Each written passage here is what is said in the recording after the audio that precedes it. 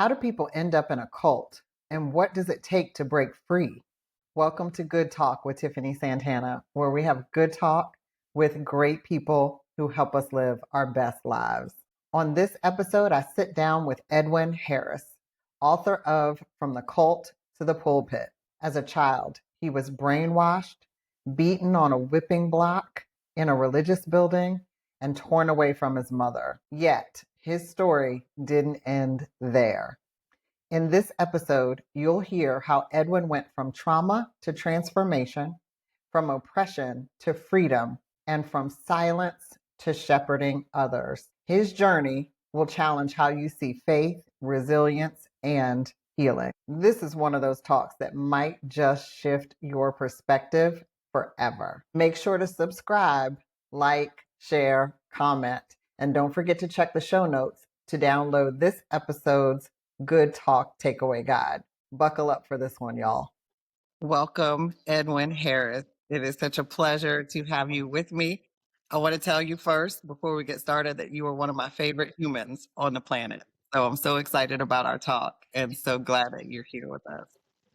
Awesome. I'm glad and grateful to be here this day, this time, this season to engage with you. So let's go. Awesome. I want to jump right in. You Okay. grew up in a cult. Talk to me about that. What was that experience like? Sorry, I just took a deep breath because that's what the whole experience was. It was a deep breath. It started when I was a child. It started when I was uh, like 5 or 6 years old, and was what I call, and you'll see it in my book that I'll mention later. But I call the first 5 years of that experience was a time of brainwashing, and I had no idea that at that time I was only a kid. So I was like literally I was born in 1969. We moved to Michigan in 1975, 76. Bought a bunch of trailers. So this small church from Chicago moved up to unincorporated Allegan County, Michigan. And once we moved up there, we started a community. You got to be careful about communities. We started a community, and the leadership decided that they were going to use the Bible, bad theology, brainwashed us, only used the Old Testament, skipped over Matthew through Jude, included some Revelation, which of course is end time as a scare tactic. And so I knew nothing about grace, nothing about Jesus, knew nothing about propitiation, redemption, the way I know it now. And so they used the Bible, they brainwashed us. And around 1980, 81 is when, so about 5 or 6 years in, I'm now about 11 years old, they started whipping the children. Um, and I remember my brother and I, because it was about maybe 6 or 7 teenage, well, not teenage, young boys. I was eventually became a teenager, but there was this small nucleus of us that was part of that initial whipping. And I remember my stepdad using his belt to do the whipping. I don't even know what we did, some small infraction, but they decided you're gonna get a whipping. And so some of us got a whipping. And then eventually just kind of snowballed from your parent whipping you in public with their belt to them using a stick and the parent not having to be there to them eventually moving from it just being a child to whipping adults and then moving from two people holding you to them building what they called a whipping block. So it's a colonial style apparatus when you lock in your head, lock in your wrists, lock in your ankles. And so you're in a kind of a crossed over position, and they would try to find the hardest wood that they could find. So either it was a branch from an oak tree. Eventually, there was this cane that the leader brought back from, I want to say Jamaica. He did some ministry trip, and he brought back some cane, and they used that for a long time because it just didn't break. And then after it finally broke, which I think is insane when you think about After multiple whippings, eventually it breaks. They then decided that we're going to use an axe handle. So the meaty part of the axe handle, and it's what they end up calling. They even gave the stick a name. They called it Big Mac, and they wrapped the end. They wrapped the meaty part of the axe handle with black tape, and they took the whipping block, placed it inside of the church. And so the whippings took place primarily. Now there were some whippings that took place outside of Saturday, because Saturday was the day that we had service. It was Wednesday night Bible study, Saturday service. And so typically, if somebody was scheduled to get whipped, they would get whipped either after Bible study or on a Saturday after service. At the end of well, not after, but at the end of the service, everybody clapped after we got whipped, and whether it was an adult or a child. And so there was this fear, there was this oppression, there was this control, there was this power that was kind of unleashed on everybody. Um, it was bad. It was bad. Unfortunately for me at that time, because all of my formative years took place in the cult, my mind was shaped and formed in this space. So I had no idea that what was happening wasn't supposed to happen, because I had never been exposed to anything else except what I was exposed to. And so my mother, I never forget when she had her first whipping, it was not at the end of the service. All I know was, because I'm the oldest of eight, at that time, I was the oldest of six. And I remember her, I was at home just watching my siblings. I was about, again, right around 11 and a half years old, was waiting on her to come back to the trailer. By the way, we lived in trailers. We didn't live in houses. We were super duper poor. We didn't even have bathrooms. We used buckets that would have to be dumped in an outhouse. Um, so sitting there waiting on her to come back home, and finally I heard the door open, and she comes in really slow with tears running down her face, and it hit me. They just beat my mother. As I look back, what was scary was it was almost like they were programming us that this is going to be the new norm. Um, then her second whipping was in, of course, in the church building. Then her third whipping is the one I'll never forget. I was 13 by then, and yeah, 40 licks, two different men. So he had one guy do 20 licks and wanted to make sure that she felt strength, because you would figure after 20 licks, the guy gonna start getting a little weak or tired. So we need her to feel all of them. So when you do your 20, next guy up, and then he says out of his mouth while it's happening, put it on him. And so whatever he says to the guys, they're whipping her, and I'm hearing every blow because I'm in the room.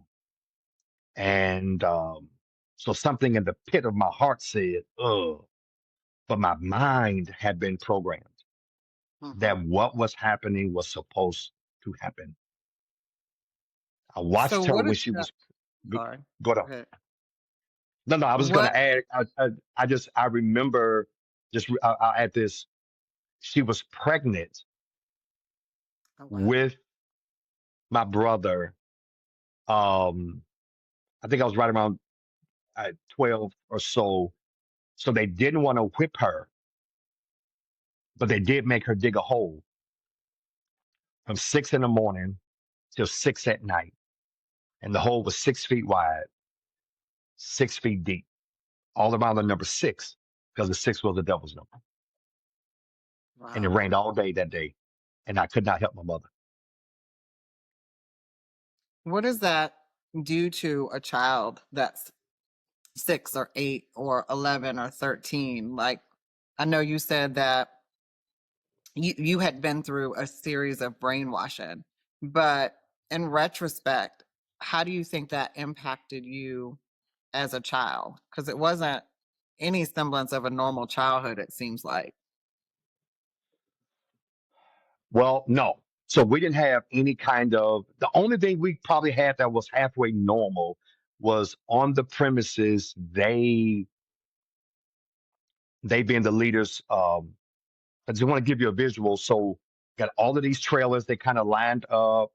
Um, the leader himself, he had a house, so he had regular amenities while we lived poor. Um, yeah. So they built a skating rink. They built a playground area. And so there was times that we had, that's probably the only thing that I could think of that was kind of normal was that we did have seasons and moments where we can just play, have fun with our friends there. But other than that, all the way down to I was 11 years old and they put me on the security watch team, which meant, so for example, let's say the third week in July, I'm scheduled that week, me and another guy in the middle of the night twice will have to wake up with a flashlight and walk around this huge 40-acre with no lights kind of thing. What do- what am I doing at 11 years old? Getting up in the middle of the night. I got school tomorrow. As a matter of fact, I know this is not in the book, but I'll share this here. Is I was so messed up, I continued to wet the bed up until I was about 11 to 12 years old. Because when I would go to sleep, I would be so tired. And by the way, we live in a two-bedroom trailer. So I'm sharing, we bunk bed in it where it was just really, really bad. So in terms of just a child, in terms of normalcy, I got none of that. When things started getting bad, because my mom and my biological father separated when I was 3. So that's how we ended up in Chicago. She remarried a couple years later. I had to be maybe 5. Right before we went to Michigan, she remarried. And so when she remarried, he and I never had a relationship. So he was strictly to me a stepdad. And then when things started getting crazy, remember I told you that we got whipped by our stepfather. Well, right after that, he left us. So we were abandoned. So I dealt with a lot of abandonment issues as a child. And so yeah, so I was abandoned. I'm the oldest of a bunch of siblings. Watching my mom go through what she's going through. We was going to a public school, but then they built a school building on the premises. So they snatched us out of that environment. Um, so they tried to give us some level of normalcy, but then that got skewed. Um, because my mother and another lady, when they got whipped in an attempt to scare us, they brought my mother and another lady into the school to show all of us their wounds. They made them pull up their dress, pull down their, actually show us the wounds on their backside. How embarrassing is that for me as a child to watch that? So there was nothing, I didn't have any normalcy as a child. Whatever was normal was what I experienced there. But in terms of what I know now, being a father and now a grandfather, yeah, I got none of that. Wow. So, what was the moment that you realized that this wasn't right? This isn't normal. It wasn't in the cult. Okay. It wasn't until I got out. Wow. So And the how way did that how did I get out? yeah. So so the leader, like many cult leaders, they sleep with single women or women who don't have a husband there on premises. And so he took a liking to my mom, and my mom resisted. Now, these are things I didn't know until I found out later, but there was a resistance to him. All I remember was all of a sudden he was calling me a bad boy. All of a sudden there was this anger towards her children, but I didn't know why. Um, but I remember one Saturday service, he got up, was getting ready to speak.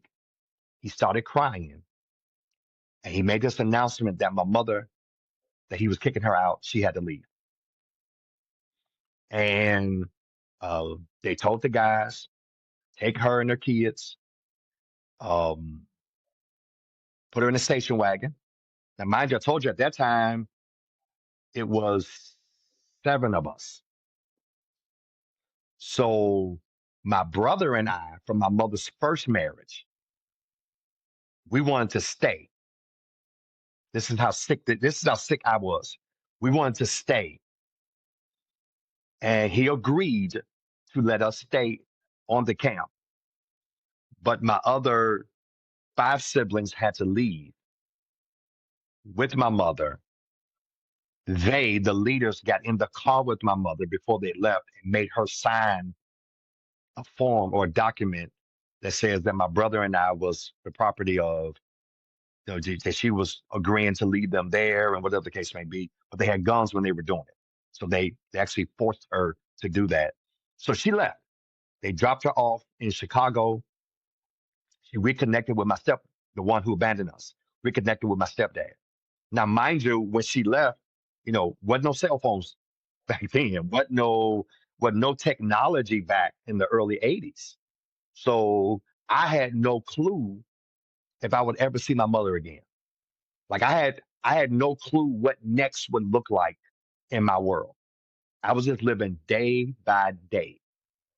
And one probably about a month and a half after she left, it was a Saturday while service was going on. A car pulls up outside with the police. It was my mother coming back to get her sons. And she came back. I don't know the exact date, but I was saying maybe May of, because it wasn't that cold out. It was kind of starting to be nice with the weather. So around May of 1983, she came back to get my brother and I. And I remember getting in that car, driving all the way back to Chicago. And all I kept saying to myself, the Lord will provide. Thinking, this is how messed up I was. The Lord will provide a way for me to go back. Because I had Wow. been, such fear had been placed in me to think that this is the way, that this cult, this is, the white man is the devil. We're the chosen children of Israel. And that was this whole, um, and it wasn't until, after a little while of being at home, maybe 6 months to a year or so, that I started realizing, hmm, that probably wasn't the best thing for me, And so I started getting acclimated to Chicago, school, the reality, because of course the cult got broken up because after I get kicked out May of 83, July 3rd of 83, my best friend, who they beat him so much, oh my God, that he died of internal injuries. And they put him in the back of a pickup truck and dropped him off at the hospital. And so that's when they broke up the cult there. They took 66 kids into state custody. And 2 years later, we were in federal court and I had to testify. And so it was in that. So between me 13, 14, 15 years old is when I began to kind of realize I'll never go back there, but I had no clue of like what next looked like. I had no Hmm. clue of what normal was. My mom reconnected with my biological father, but when she did that, again, he and I still butted heads because I started noticing he's abusing my mother. So I'm like, oh, we got a problem now. You're abusing mama. And so he and I got into it a couple times, and then he abandoned us again right after my biological father was killed. Wow. Yeah. So I was going through that of trying to reconnect with my biological father, hoping that when I graduated eighth grade in 1984, that I would have the opportunity to spend the summer of 84 to get to know him and maybe have a different kind of, in April 15th of 1984, somebody set his car on fire and he died in his own home of smoke inhalation. So I went to his funeral, not grieving what I lost, but grieving what I never had. Wow. So Yeah. what effects does that have? What was the transition psychologically out of that? What were some of the after effects? Once you got out of the cult, you started moving into regular life.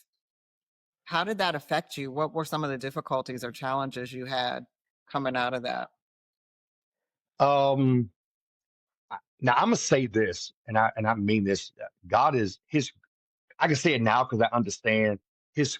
I really believe His grace was on my life and that God had put a fence all around me. Um, Intellectually, I was able, for example, to go to school. I had to redo eighth grade because when I tested, so when I left the cult, in the cult world, I had completed eighth grade. Not so much completed. I was about to complete eighth grade, but of course I got kicked out. So they tested me and said, "Yeah, your scores are like right there, but you're not quite ready to go into high school. Let's redo eighth grade." So I redid eighth grade. Mind you, I had no sense of what it meant to live in an urban world. Didn't know how to dress. They used to call me British because they said that my friends said I had an accent. And so I had to kind of make some of those adjustments. So what I did was I kept my story to myself.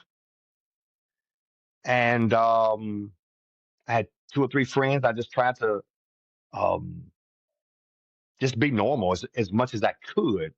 Um, I ended up, matter of fact, at this time, eighth grade in Chicago had not, like right now, we have, periods. Back then, it was just one grade all the way through. And so I was chosen to give the eighth grade speech for my class, Wow. which for me was like, don't nobody even know me. Like when they called my name, like nobody even knew like who is this guy? But Mrs. Sullivan, that was her name. And it's weird because Mrs. Sullivan was my eighth grade teacher's name. She believed in me. And when I got my first major job working for a mental health agency in Chicago, another black woman, her name was Mrs. Sullivan. God just God just strategically started putting people in my life to give me affirmation, to give me a level of validation. The problem was behind that was a broken soul. So behind the presentation to the world was somebody who was lost, somebody who was addicted to porn, somebody who was frustrated because I didn't know who I was, somebody who imposter syndrome. Oh my God, that was horrible. So I had no sense of identity. We were so poor, so I never participated in sports. I mean, it was just bad. Just my life was just jacked up. But I never told anybody going through high school. Basically, started going to business college. It wasn't until I met my wife. She was the first person that I told in my early 20s. But up until then, it was just I put up a facade. Um, I went to class. I was smart enough to make it through most classes. I would tell you the one class I struggled the most with was English, not the grammar part. Hmm. Had that on lock. It was that comprehension. Reading them books, reading Scarlet Letter, that was a struggle for me. And I understand why now. I'm good with it now, but I wasn't then just because emotionally, in terms of healthiness, family, yeah, it was just, so I was kind of in an isolated world with a handful of friends, um, trying to convince the world that I'm normal. But behind the scenes, I was broken. Wow. So, as you look back in retrospect, you had begun to establish relationships in your late teens, early 20s, even meeting your now wife. How did your past impact those relationships? That's a good question. Give me 10 seconds to think about it. No. Uh, um, I don't, I think what the past did was rob me of the authenticity of really letting those persons know who I really was. So they got, I'm not going to say the fake side, but they got the makeup. And I just did not take the makeup off. Now, some of those friends, I could think of two or three of them that are still my friends, and I'm grateful for that. That they know now, but back then they did not. Um, I think the impact was, um, I think the Bible says that the thief comes to steal, kill, and destroy. Yeah, there was a stealing, if you will, as you know, and I know how important it is to be authentic in conversation, authentic in a relationship. It's like, who is he? And I didn't know who I was, you know. But I just think God protected me. But I think my past really robbed me of that, and because of fear, I just didn't know like how I would be perceived. It wasn't like cult attendance was normal conversation. It wasn't like that was, so it's like, how do I even tell anybody what I've been through? I don't even know. I didn't even have verbiage for it, didn't have revelation about it. I wasn't saved because when I got out of a cult, my stepdad was Muslim. So now he's Nation of Islam. My mom started going to this Bible class in Chicago. So I just came out of a cult. My stepdad is Nation of Islam. My mom is going to this Bible study, and my stepdad's mother, my grandmother, was Jehovah's Witness. So just imagine my crazy head with a crazy past, Nation of Islam, Jehovah Witness, and a religion that don't have a name. That's a lot. So it's a lot. So I just was just trying to. I was like, I don't know who I am, so let me just create something and present that. And I think because I did that, when I did have friends, I had great. I mean, like in high school, I had fun and we did stuff that's cool. But the real me, they didn't know that person. They got to know that person down the road. I just believe God was guarding me, even with them, knowing what would happen later when there would be opportunity to, be honest, open up, share things of that sort. Wow. Do you feel like there are any remnants of that time in your life that still affect you?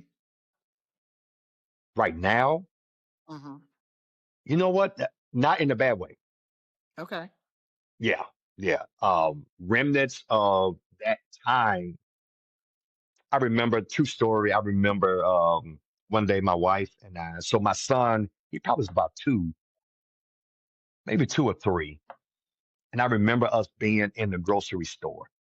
Now, now in the cult, we were taught that all holidays are pagan holidays. So we did not celebrate. We didn't celebrate birthdays. We didn't celebrate Christmas. I didn't know that there was Easter because again, we didn't read the New Testament. So I mean, it just was not all those holidays were considered devil holidays, and so that's how I grew up. So when I came out of a cult, my mom and them still did celebrate it. So my first Christmas, I was probably 21, maybe 2021 was my first Christmas. And still didn't know really what that meant. Just get off work, buy a bunch of presents, have a little fun kind of thing. But I remember, so my son is, I want to say he was probably approaching 3 that year. And we was in the store and and I still had not wrapped my head around the whole Christmas thing. And I remember my wife saying to me, I'm not gonna let your past stop our son from having a Christmas. Um, and when she said it, it was like a punch. Hmm. I remember the store, Ultra Foods out in Chicago Heights, Illinois. We was right by the bread aisle. I remember it. And I just walked away. I was just like, wow, that was a heavy statement. But the remnants of my past had affected I'm at a place now. I will say if you asked me that same question 5 years, maybe 10 years ago, I would say I still was wrestling with some of the crumbs of bad theology in terms of practices that wasn't liberating. It wasn't freeing because I did have full revelation about some things that so it still affected. I am at a place now where I think the remnants of my past is I have such revelation about my past that I can talk about it. I'm free in it. I can use it to serve other people, all that good stuff. So there are no negatives right now that I can think of.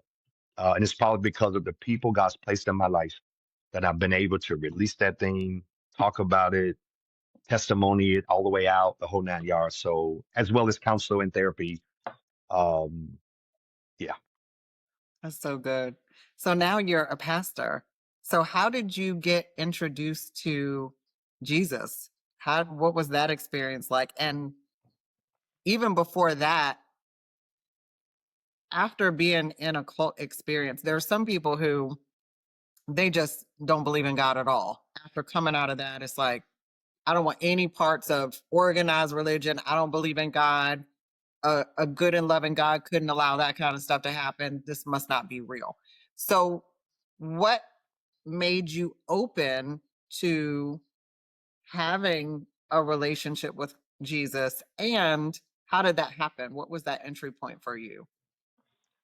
So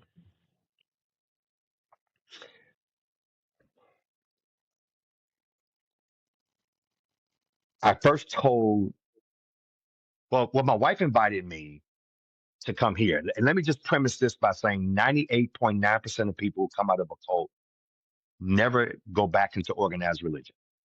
So I'm a firm believer that even back then, God had his hand on me. And I just believe God was guarding a part of my heart. That although the enemy had gotten to a part of my heart, I just felt like there's a part of my heart that God knew that he would use me in this season as a vessel later on. As I just feel like that he just kind of said, you know what? Yeah, you went through it, but I'm gonna protect you from what others, whatever. And so early on in my dating of my wife, probably within that first year or so of actually dating, um, I remember sitting in front of her mom's house and I told her, she was the first person I told about my story. And I didn't give like now I'm talking about it like totally, but I just one day just told her a little bit about what I experienced. And she just kind of looked like, hmm. Because I mean, what's the response? And so, and then a few months later, we we being me, her, one of my best friends and his fiance, because at that time none of us had gotten married yet, even though I was in his wedding and he was in mine as my best man. But I remember us taking a vacation. We went to Florida, went to Orlando, Florida, and we was in Daytona Beach. I left my wallet. We were doing the go-karts. I left my wallet. So the next morning I called, they got the wallet. And so the plan was, his name was Dennis, that he's actually a pastor now, that he and I would ride in town to go get my wallet. My son, his wife Kim, and my wife, at that time they were just friends, girlfriends. They would stay behind, and it was on that ride that I decided to tell him my story because I had never told him my story. Mhm. And it was in that car ride that he was like, "Bruh," I can hear his voice now, "Bruh," and he just started ministering to me about Jesus Christ. I was coming to this church already, but I was just going through the motions. And I'll say this tip, and I think I mentioned this in the book, I'm not sure, but nobody in this church, and this is no knock against any church, but nobody saw my pain. Mhm. All they saw is Beverly, that's my wife. Her boyfriend is here. Jeremy's daddy is here. But they didn't see because I had this, I spoke clear, I was nice, all that good stuff. They had no clue how hurt I was. They had no clue how broken I was. And it was on that trip with Dennis that he began to minister to my heart and encouraged me to give my life to Jesus. He encouraged me, so I started that whole process. But even then, although I said yes to Jesus, I didn't give him my heart. And I say often, this is my story. Um, I gave God my head, but not my heart. I got saved Mhm. in my head first, not my heart. I'm just being honest because of what I went through. Now that's my story, and I know the scripture says. Scripture says you confess with your mouth and believe in your. But I think sometimes the process of the heart saying yes doesn't happen in an instant with some people. And I think we have to be okay with allowing people not to go through what some, again, I get the traditional, repeat the sinner's prayer and you're saved. That wasn't the case with me. But God let me in the door, and he kept me in the door. And then he put the right people in my life. I don't know why I'm gonna get emotional, but he just put the right people in my life. Um, so he gave me a mama. So although I love my biological mother, but I knew she didn't have the capacity to be the mother of a pastor. But he gave me another mother. When I was an usher back in the 90s, he gave me another mother. When I say he gave me her two children, who are my brother and sister, like we're family for real. Like actually, there's a friend that's closer than a brother. So God gave me this family. He knew what I would need in a future season, in that season. So God just started putting those people in my life, and the process of giving my heart to Jesus took time. But although it took time, he still trusted people. I would say this as a shepherd, because he was working on my heart. He still trusted them in my lap. That's a God Wow. thing. And that's just part of my story.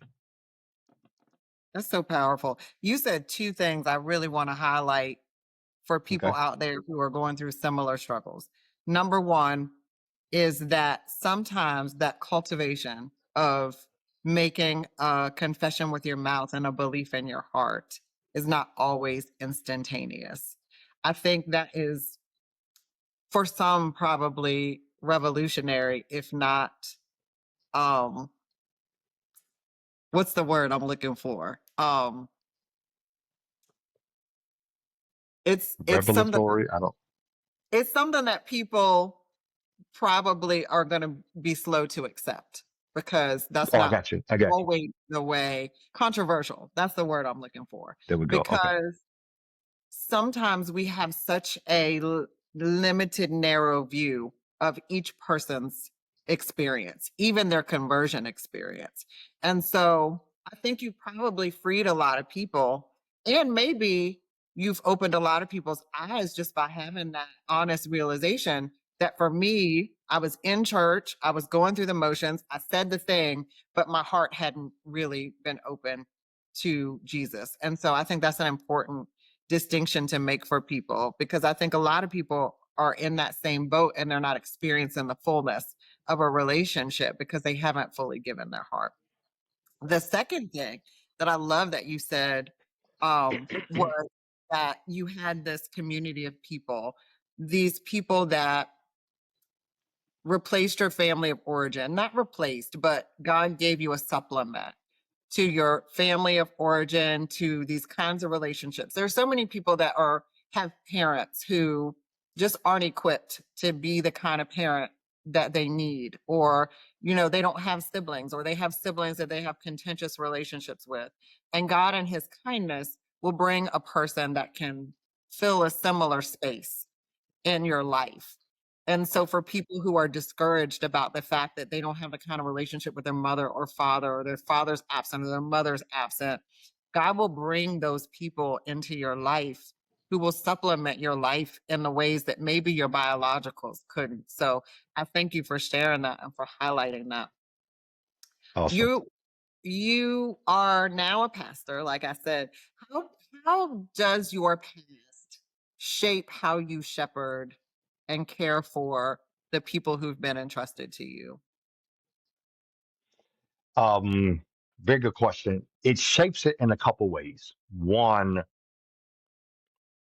because I experienced the hurt of bad shepherding. Probably the first, well, I'll mention several things. One, I'm careful and I'm guarded when it comes to God's sheep. I used to wrestle specifically when I first became a pastor, because I thought pastoring was what we saw on stage. So I was like, well, I'm not the singing pastor. I'm not the hooping pastor. I'm nothing like who Bishop Jordan was, the one that believed in me. He hired me. He could make up a song and you go home singing it, like thinking it's a real song. He had that, couldn't speak that great English, but he did what he did. And so I'm coming behind him like, I don't have all of that. And God's like, you don't need all of that. What you need is you need a God heart and a safe lap. And so as a shepherd, I try to see God's people as God's people, not as these controlling kind of, again, because I went through oppression, I went through slavery, I went through um, control. I try my best not to control at all. I try to really make sure that they understand that this relationship is between you and God. I am simply His workmanship, called out of darkness into His light. And so your encounter with me needs to, when you walk away, needs to be a marvelous encounter because it's not about me, it's about Him. And so I'm just, what's the old saying? I learned the hard way, but indirectly because of my experience with bad shepherding. And so I just don't want that to be part of who I am. Secondly, I'll say is my past experience gave me strength. You have no idea how many times I've looked back and say, if I could go through that, because, shepherding ain't easy. The program director at Pulpit Theological said that pastoring is like a death by 1,000 paper cuts.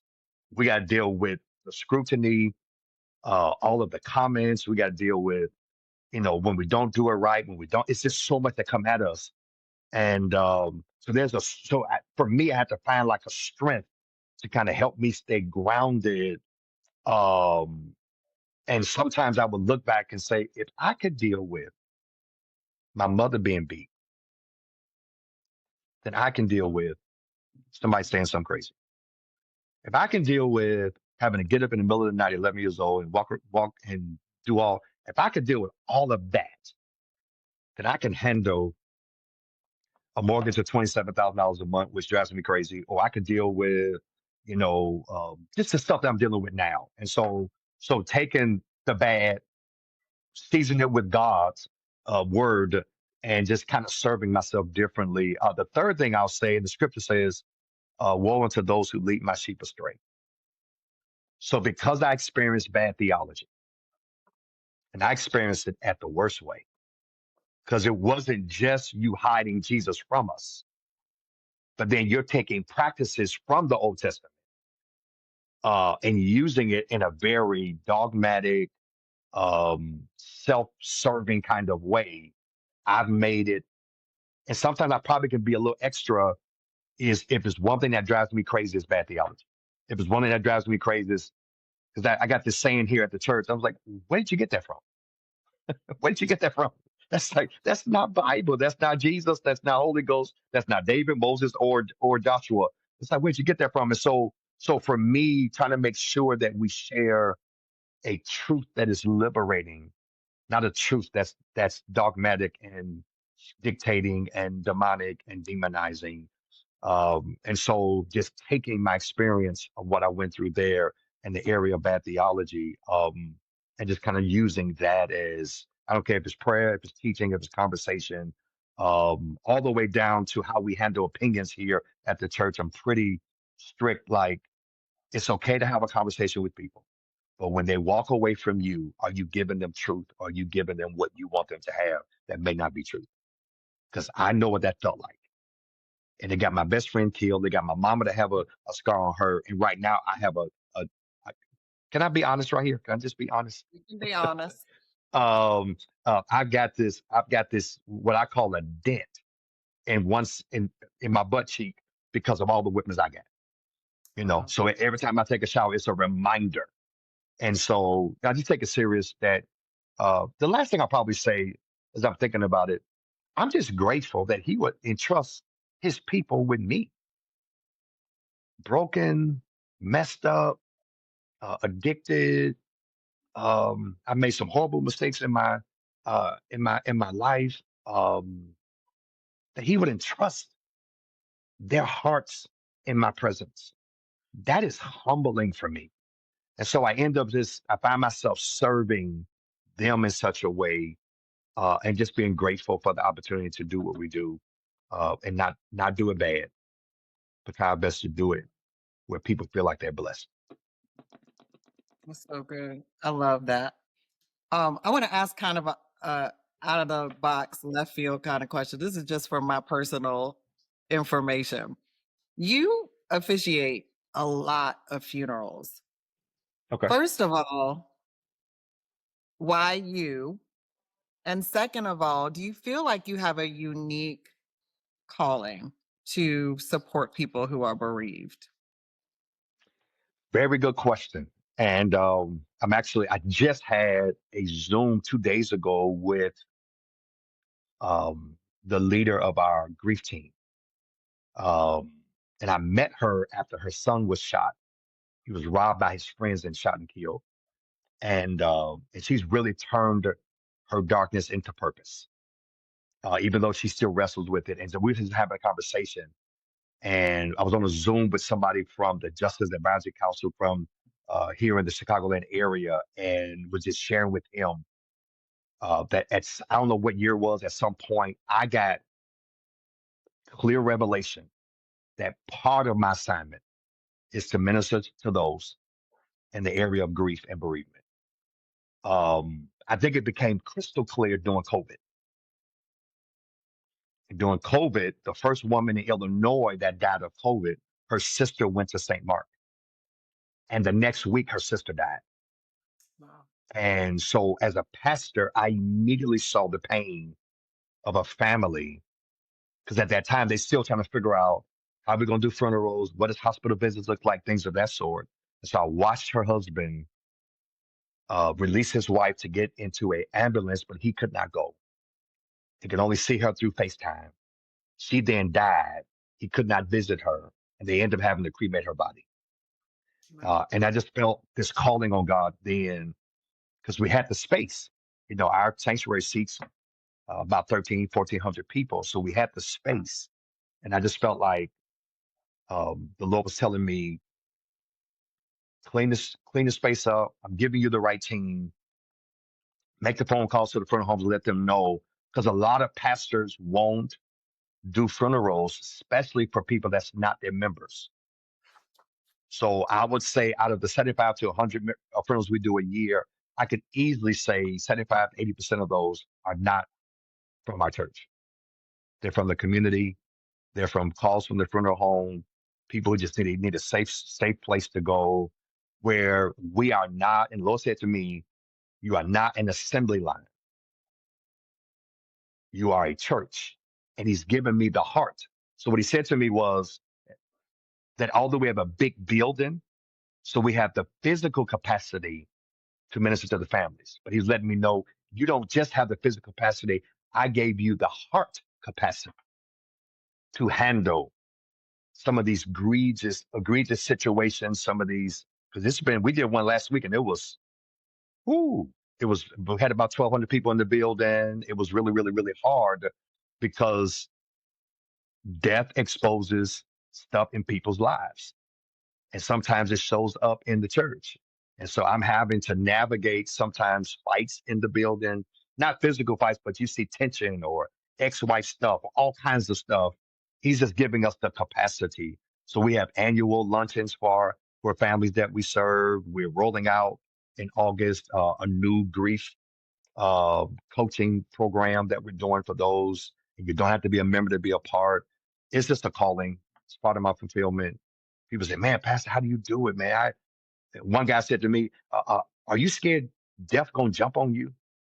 I said, "I didn't know death jumped." No, I'm just. It's not about the frontal. It's about these souls. It's about these families, these moms, these dads. And Tiff, here's something I think this really blows me. This allows me to see how many people don't have a don't have a shepherd, don't have a coach, don't have a therapist, don't have a mentor. They're trying to go through life. So in that 10 to 12-minute eulogy, I get to speak right to their heart. And so many people come back to our church. So many people just kind of tap in. So it's just part of my calling. And I'm doing what most pastors. I'm not the, everybody got a different calling. This is part of mine. And so, and our church embrace it. That's so good. Yeah, I love that. So I want to really quickly share about your book, From the Cult to the Pulpit. let's Um, go. we talked a bit about what actually is included in that book. No, there's the shot. I know that people are going to want to hear more about your story and understand really the depth of what happened. Where can people find that book, From the Cult to the Pulpit? Okay. The easiest place, which is the most popular place in the whole wide world to buy books, Amazon. So just go right to Amazon and just put in From the Cult to the Pulpit. But you can also you can go to my website, descriptivepen.com, and there's a link there you can click that'll take you right to Amazon as well.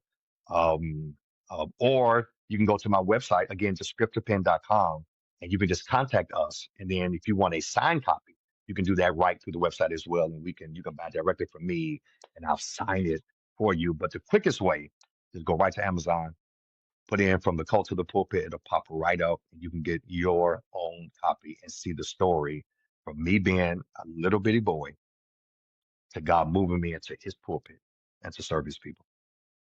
That's awesome.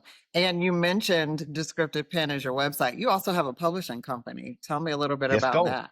Let's go. Let's go. So, and this is, and I want to just kind of unpack this. So, on my journey of just personal development and just getting better as an individual, the Lord, and this has now been 3 years, from 2022, while sitting in a master class called Unleash Your Calling.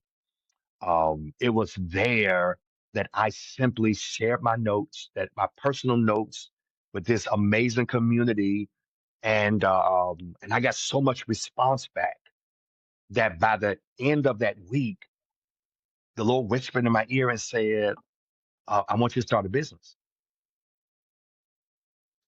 Hmm. He said, I want you, because he gave me the vision he gave me was, how many times do you go to a conference, you're in a setting, and there are people that are trying to take notes, people are trying to stay engaged, and it's too much. So you're going to take your skill, and you're going to take that skill, and you're going to be a blessing to all of these people that's going to be in the various conferences. And so he literally told me to start this business. And the business, at first I was like, I told my wife, she says, well, honey, what you going to call it? Because usually, you know how it is. It's like you get a thought, then you go and pray about it. Well, it's different when God comes to you. Mhm. So it's like, okay, he came to me and told me to start this. And so I had no idea what to call it. And somebody in that same community reached out to me and they said, I'm not trying to start nothing. I just got to be obedient. And I heard the Holy Spirit tell me to sing you the name of your business, Descriptive. And when I saw it, I was like, Descriptive? What? Oh my God, what is that? He says, look at the word. And I saw the word script. He said, that's what Mhm. you're going to do. Your job is to provide a script of what just happened that they just paid for. And for a small fee, they're gonna be able to bless you. And so that was in 2022. So I got my LLC, started going through that whole process. And literally a year later, Dr. Darius Daniels said something to me about copywriting. And I was like, I don't know about no copywriting. But he said something to kind of lock me in. And it was later that year that the Lord kind of arrested me, October of 2023. And the Lord said, I want you to start your own. I want you to add publishing to your business. So it's not just professional note taking, it's also publishing. I was like, oh, great, God. And that was right before I released my book, because I released my book the beginning of 2024. And so he started giving me language. And here's the thing about publishing. So, publishing for me, God wrote nothing but spoke everything, but got multiple writers to write it. So you don't have to be a writer to be an author. You just need to have a connection with a writer, and you can have your book. And your book can forever be legacy for you and for your family. And there's so many people that's got stories that won't ever get told because they don't see themselves as an author. Mhm. It's about relationships. So you don't have to be a writer, but you can absolutely be an author. And so, because of a bad experience I went through doing mine, God gave me some language. He gave me a structure. He gave me a strategy. Even beyond when I first launched it, I definitely I had to revamp that, and it's so clear now, and it's actually evident because I'm now starting to get people reaching out. Somebody reached out to me last night. Hey, I heard. Then of course you sent me something. I was like, okay, let's go. So I'm pulling my team together, and so I'm so excited to help people not only publish their books, publish their stories, publish their commentaries, publish their testimonies, but also to position myself to be a professional note taker because I don't believe, and I'm saying this from my heart, Tiffany, I started going to conference. My first conference was Manpower in 1997. And people spend a lot of money attending conferences. They take off work, they get Ubers and their Airbnbs and all of that, but we pay for what we don't bring home.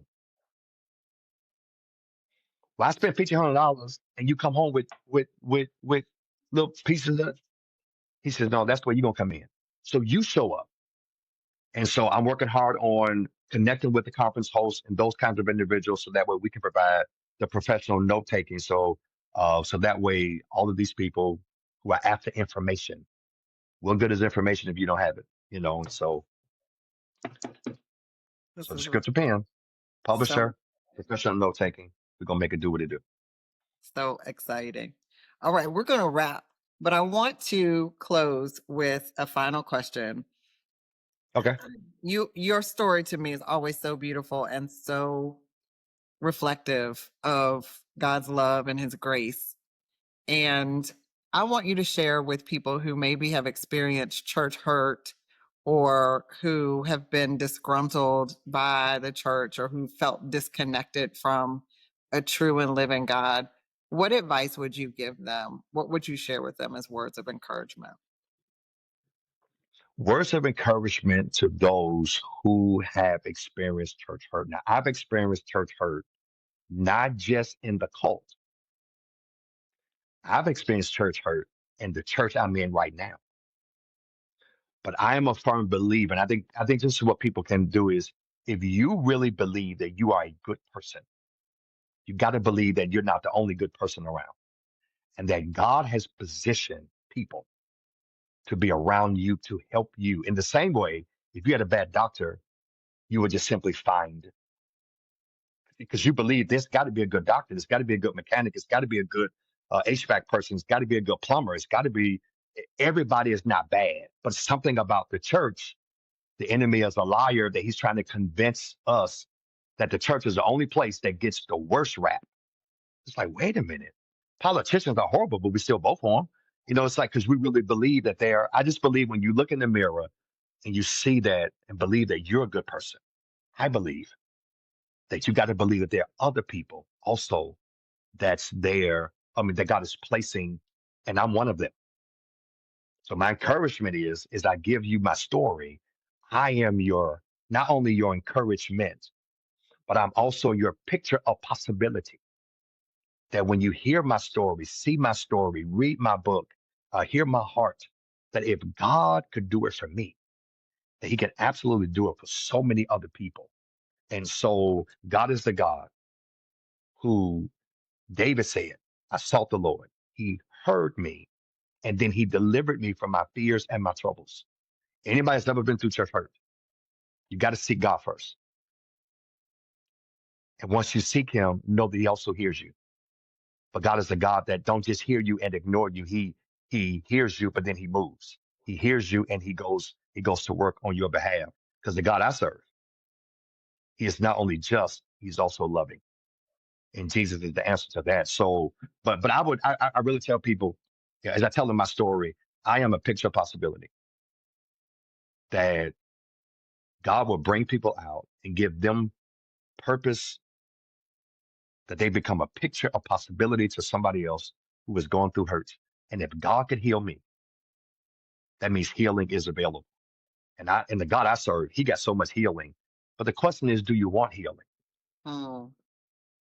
The question is, do you want that? Are you willing to forgive?